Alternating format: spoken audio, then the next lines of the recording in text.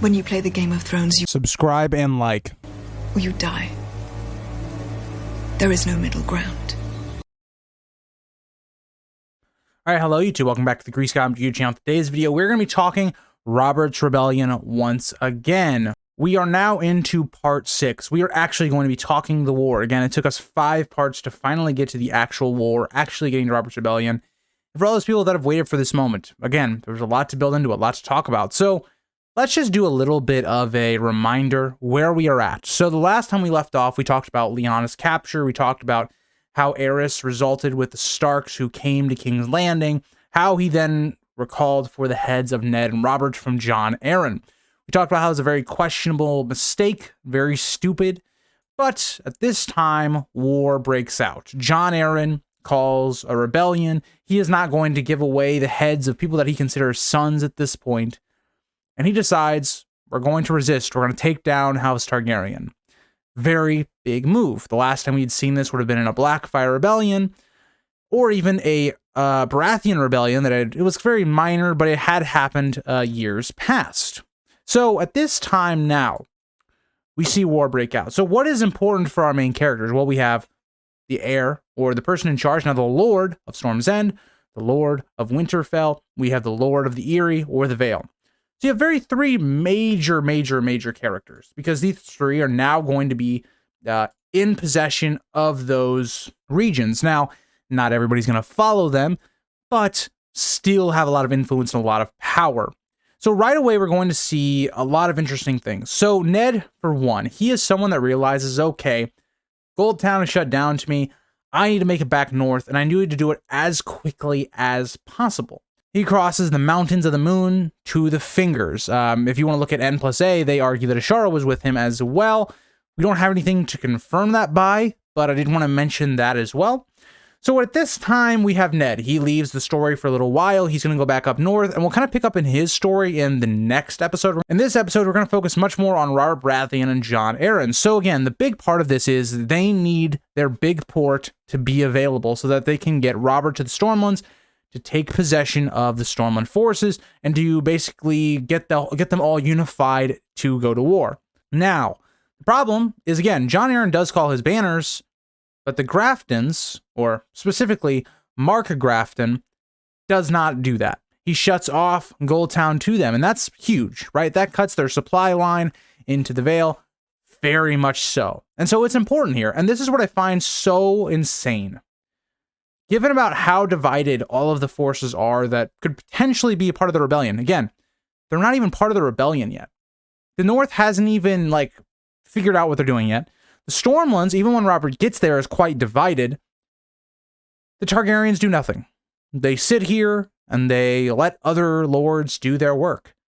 Aerys doesn't have a loyalist force going out to meet Robert before they can do some sort of rebellion. Nothing happens. Rhaegar is nowhere to be found. And all of this is key to understand. Because very much so in the beginning of the war, Aerys doesn't take the threat seriously, right? There's no unified army. If you even think about the show, when Joffrey talks to Cersei in season 1 about we should have a standing army or whatnot, here, even Aerys does not have any type of army. He doesn't send anybody at them. And so what this allows the Baratheon camp to do is to have at least equal forces, or enough to break Gulltown, and that's huge, because it's going to send a message to the Vale. You step out of line, we come kill you, or we siege you, whatever. So at this time, Robert, very much so, and Jon Arryn specifically, because they don't have a leader yet, but they're still figuring that out. The Vale is more or less unified behind Robert, but the Vale is not enough. Yes, they're highly trained, they're really good, but it's not enough. So, now that the port is open, Robert takes a ship to Storm's End. Why is this also interesting? Because if you guys don't know, I'll have a map up right now, the route that he takes to Storm's End goes right past Dragonstone and King's Landing. How does this happen? How is this allowed?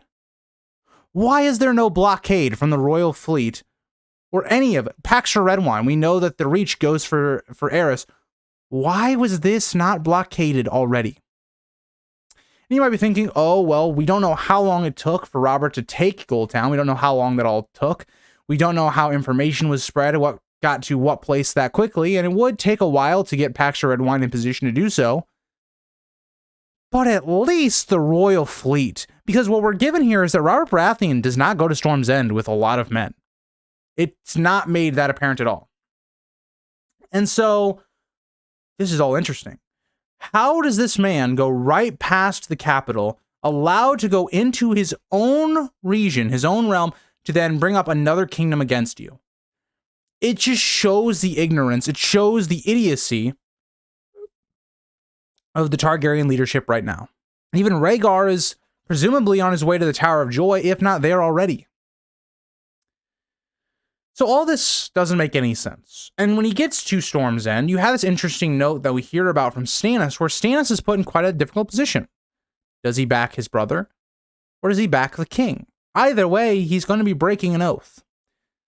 So you already have that struggle of, does Stannis even back Robert? Because Stannis is in possession of the castle right now. Remember that. It's very similar to the situation that we see during the War of the Five Kings, where Renly is really the person in control of Storm's End because he's the one that's had a castell in there, all of that going on. Stannis' home has been Dragonstone. In this scenario, it's very similar. Stannis is at Storm's End. Robert was in the Eyrie at the Vale. So all that's very apparent. Now, we know that Stannis does end up backing his brother. Not everyone backs Robert. We see specifically 3 houses go against him. And the Lords Grandison, Catherine, and Fell. Sorry if I said any of those wrong. Feel free to correct me in the comments. But they had all planned to join forces at Summerhall. Interesting again because it's a Targaryen, place. It's like their summer house, more or less. A very symbolic place to meet. But what's more interesting is that we learn that someone had informed Robert of these movements. Now, there's quite a lot of theories on who this could have been. Notably, you would think maybe somebody in the Stormlands that had common cause with Robert, somebody more loyal. Maybe any of one of these lords could have approached another house, and that house denies it, tells Robert. I think the more juicy, the more interesting theory is that Varys was playing both sides. Varys was in a situation in which he knew Aerys was very unstable. Aerys was someone that I think Varys probably didn't have any use of anymore. Could Varys have been playing both sides? We also know that Varys is someone that says, oh, he does all the things he does for the good of the realm. We know that's not true. He drives Aerys to insanity, more or less. He's one of the conflicting factors. And then he also, when Rhaegar, who would have been a better king than Aerys, is trying to overthrow him, he informs Aerys about that. So I don't think it's out of nowhere that Varys would have saw this as, hey, let me make common cause with Robert as well, just in case he wins. And Varys also keeps his position. So it is interesting to think about who was the person that told Robert on the enemy movements. But either way, this has Robert getting to Summerhall first. He then takes each force one at a time. Robert kills Lord Fell in battle, and then also in the same day, he defeats Lord Catherine and Grandison, and as well as defeating Lord Fell's son, Silveraxe. All were taken captive and brought to Storm's End. And this is where we see the difference between a character like Robert and Stannis. Robert makes these people his friends. They aren't people that have brutal, or these aren't people that go against Robert for the rest of their lives because they lost. Robert was just a likable person, a likable man. But what else does this do, right? This also establishes Robert as being a serious threat. Now, the king, Aerys, won't really still take him as a threat yet. Robert may have united the Stormlands even now. This is still a very winnable war for Aerys. He has more gold than the rebellion. He has more men right now, given that all of the forces are separated at this time. This is a massive blunder. And even now, he doesn't take them seriously. And this is, again, a very important victory because now it allows Robert to he has all the Stormlands kind of grouped together and allows him to push north. And this is significant because the big part of Robert's Rebellion is we need to unite all of our forces. How do we do that, right? We have the Baratheons, the Stormlands, towards the southern half of Westeros. We have the Vale, the Eyrie in the east, and we have the north being the north. So how do we unite all these forces so that we can even stand a chance, right? Because all of them separated don't stand a chance. If Aerys had just simply gotten all of his forces together and gone after any one of these individual pockets, notably the Baratheon pocket first and the Stormlands, this would have been much different, right? If they had isolated all these pockets, the war is over. But because Aerys allows it to fester, things only get worse. The next major battle that we see is the Battle of Ashford. Again, Robert marches out, leaving his younger brother Stannis to watch over Storm's End. A lot of Stannis' personality, a lot of the things that he's going to develop towards his brother will come of this, as he is then sieged by Mace Tyrell later on. But we see that at Ashford, Lord Randyll Tarly fell upon Robert's forces. Randyll Tyrell is really the only person to ever defeat Robert in combat when it comes to just a battle, not exactly one-on-one combat. His van defeats Robert's forces before Lord Mace could arrive with his main force from the Reach. We also know that during the battle, Lord Caffern was cut down by Randyll Tarly, who sent his head to King Aerys. Again, really interesting stuff here, because when we talk about the Friends in the Reach, Randyll Tarly would have a lot of reasons to not like Mace Tyrell. Mace Tyrell takes credit for this battle, even though he did nothing.